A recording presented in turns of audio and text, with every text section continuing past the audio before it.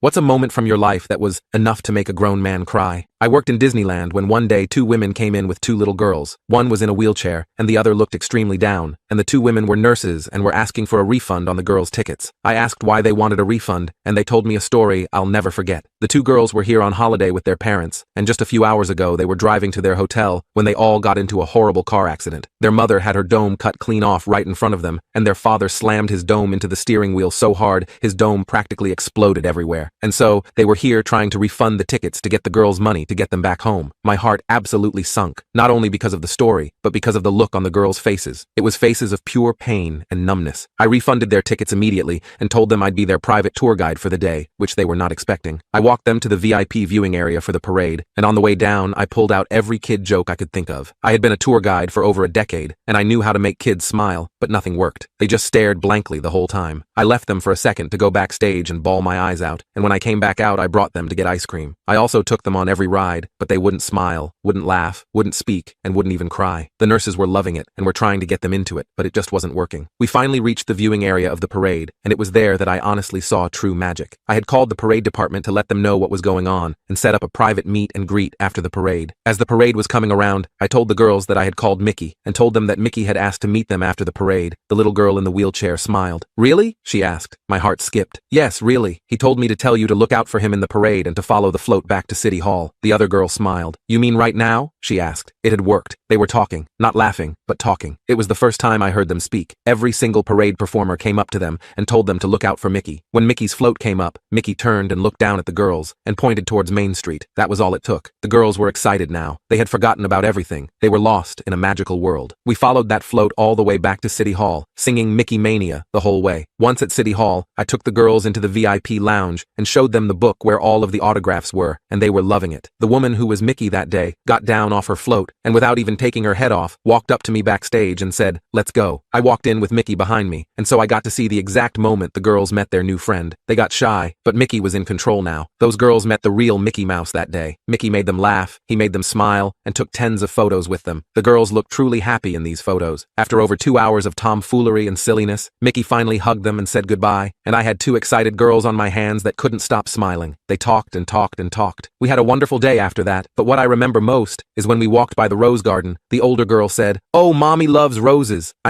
And she stopped. I held out my hand and walked her to the gate, picked her up and put her on the other side and said, "Pick one." She looked happy as she picked out her favorite rose. She didn't say anything more, and she didn't need to. I said goodbye to the wonderful nurses and the wonderful girls, then walked backstage behind the train station.